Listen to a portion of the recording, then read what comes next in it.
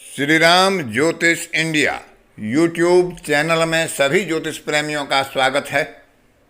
आज की कक्षा का विषय प्रसंग है देवगुरु बृहस्पति के गोचर का प्रभाव जन्मकालिक सूर्य और चंद्रमा की अंशात्मक स्थिति से किसी भी राशि से षडाष्टक, द्विद्वादश, त्रिकोण या केंद्रीय प्रभाव बनाता हुआ जब गोचर होता है तो जातक के ऊपर उसका क्या प्रभाव पड़ता है। बृहस्पति के कारकत्व, बृहस्पति के शुभ और अशुभ प्रभाव पीछे की कक्षा में बताए जा चुके हैं। सूर्य और चंद्रमा किसी भी जातक के लिए पिता और माता के कारक हैं, आत्मा और मन के कारक हैं, और देवगुरु बृहस्पति शुभ ग्रहों की स्थिति में सबसे शुभ ग्रह और कृपा प्रदान करने वाले ग्रह माने गए हैं।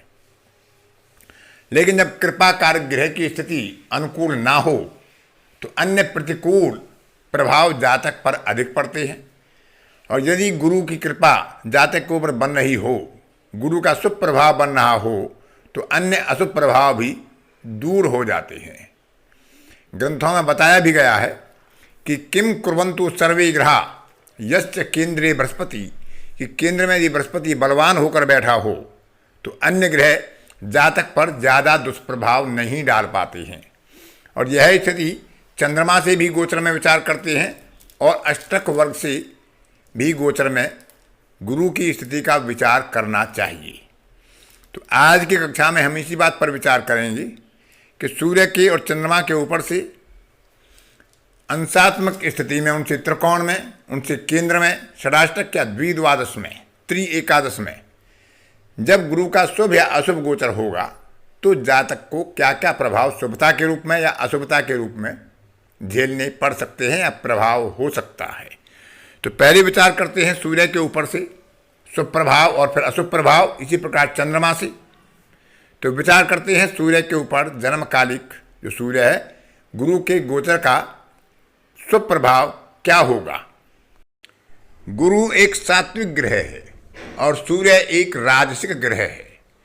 तो सूर्य का गोचर शुभ स्थिति में जब जन्मकालिक सूर्य से होगा बृहस्पति का गोचर, तो जातक का आत्मबल चरम पर होता है, उत्तम आरोग्य सुख मिलता है।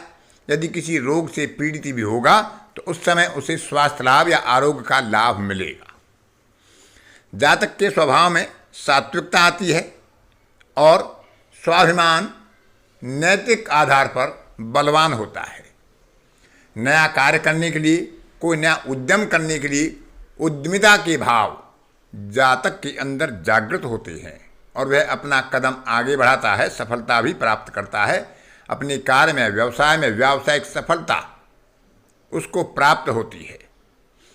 घर में शुभ मांगलिक कार्यों का आयोजन होता है, आत्मा प्रसन्न रहती है, दूसरों की सहायता करने के लिए मन उद्यत रहता है, जिसके कारण जातक समाज में प्रतिष्ठा का भागीदार बनता है। उसकी पहचान का विस्तार होता है, उसके प्रभाव को लोग मानते हैं, उसकी सलाह को लोग मानते हैं और समाज में या राज्य में उसे पद या प्रतिष्ठा का लाभ भी प्राप्त होता है। अपने गुरुजनों की, वरिष्ठजनों की, अपने उच्चाधिकारियों की और राज्य अधिकारियों की भी जातक को कृपा प्राप्त होती है, उनसे सुख सहयोग भी प्राप्त होता है और जातक अपने पुरुषार्थ के आधार पर, अपने से बड़ों की कृपा के आधार पर अपनी भाग्य की वृद्धि का लाभ प्राप्त करता है। क्योंकि सूर्य और चंद्रमा के लिए कहा गया है कि दोनों ग्रह यदि बलवान हों और उन पर कोई अशुभ प्रभाव ना हो तो अन्य ग्रह जातक के ऊपर कोई अशुभ प्रभाव अधिक नहीं दे पाते हैं। और विशेषकर जब गोचर में सूर्य को गुरु का सहयोग मिलेगा तो जातक अपने कार्यों को सफलता से आगे बढ़ाने में सफल होगा और अपने भाग्य में जो भी जातक प्रारब्ध में लेकर आया है, अपने कर्मों के आधार पर उसकी सफलता को हासिल कर लेगा। अब यदि जन्मकालिक सूर्य से बृहस्पति का गोचर अशुभ स्थिति में हो तब क्या प्रभाव होता है। ऐसी स्थिति में जातक का आत्मबल कमजोर हो जाता है, मन में बेचैनी रहती है और अभिमान में या कह सकते हैं कि मिथ्या अभिमान की वृद्धि होती है, अहंकार की वृद्धि होती है, आडंबर में रुचि हो जाती है। कुपोषण के द्वारा या कम भोजन या कम पेय के कारण या अधिक पीने खाने के कारण जातक को किसी न किसी रोग से पीड़ित होना पड़ सकता है, क्योंकि सूर्य आरोग्य का कारक है और गुरु कृपा का कारक है। और जब आरोग्य के कारक पर देवगुरु बृहस्पति की कृपा अशुभता में होगी तो जातक को रोग होंगे, और यदि कोई रोग पहले से होगा तो उसमें वृद्धि हो सकती है। इसके अलावा व्यवसाय में जो जातक कार्य करता है उसमें पर्याप्त सफलता का अभाव होता है, जिसके कारण उसे निराशा के भाव जागृत होते हैं। वह सफलता चाहता है लेकिन कार्यों के प्रति उदासीनता और अरुचि उसके मन में रहती है। एक उत्साह का अभाव होता है, कार्यों के प्रति रुचि नहीं होती है और भाग्य भी बीच बीच में बाधा प्रदान करता है। वैश्यजनों की, गुरुजनों की और उच्चाधिकारियों की या राज्य के कर्मचारियों अधिकारियों की कृपा या सहयोग प्राप्त नहीं हो पाता है, जिसके कारण कानूनी विवाद, वैधानिक विवादों में जातक कष्ट उठाता है। सबसे जो कमजोर स्थिति यहाँ पर बनती है कि जातक दुराराध्य हो जाता है। कोई उसे कितना भी समझाए वह किसी की बात नहीं मानता है और अपनी ही बात को तूड़ देता रहता है, जिसके कारण अपने परिजनों से, अपने मित्रों से उसके संबंधों में मधुरता समाप्त हो जाती है और विवादग्रस्त स्थिति आ जाती है। तो सूर्य के ऊपर से जब देवगुरु बृहस्पति का अशुभ प्रभाव होगा तो ऐसे जातक को इस प्रकार से प्रभावों से गुजरना पड़ता है। अब विचार करते हैं, मन के कारक चंद्रमा से जब गुरु का गोचर शुभ स्थिति में होगा तो क्या प्रभाव जातक को प्राप्त होगा।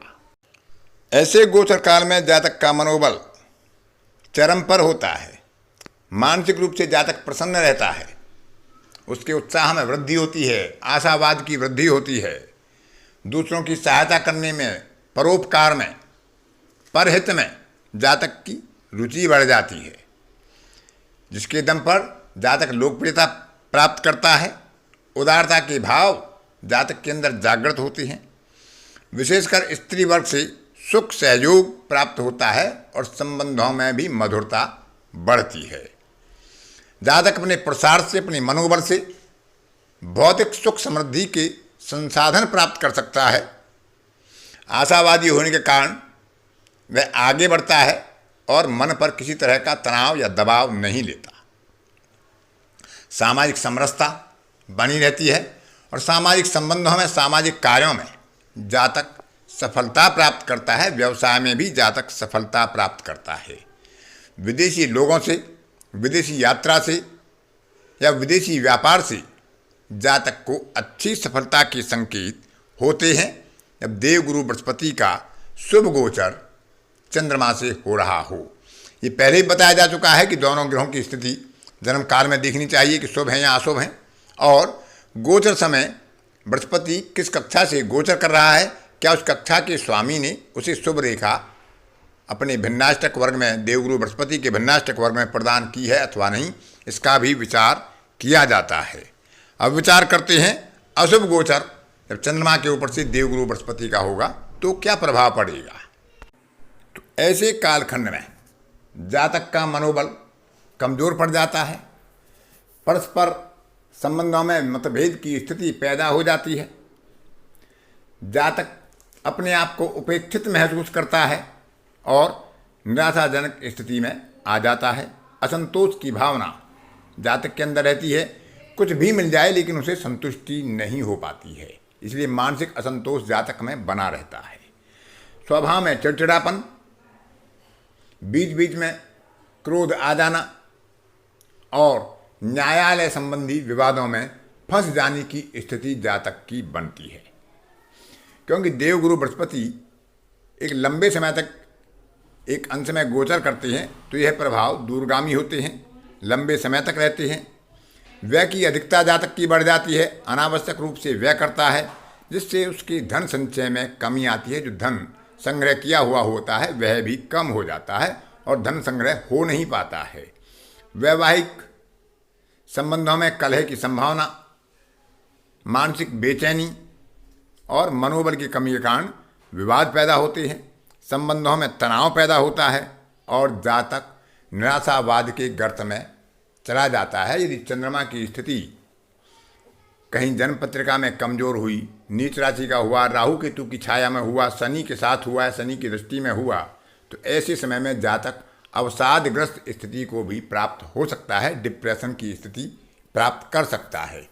तो ऐसे कालखंड में सूर्य अशुभ हो तो सूर्य के उपाय करने चाहिए, और जब चंद्रमा के ऊपर से देवगुरु बृहस्पति का अशुभ गोचर हो रहा हो तो चंद्रमा के मंत्रों का जप आदि किया जा सकता है, दान आदि कर सकते हैं चंद्रमा से संबंधित, या भगवान शिव की आराधना करके अशुभता को दूर करने का प्रयास किया जा सकता है। आज की कक्षा में इतना ही। अन्य किसी कक्षा में फिर किसी नए विषय के साथ आपसे मुलाकात होगी। तब तक के लिए अपनी वाणी को विराम देता हूँ। धन्यवाद।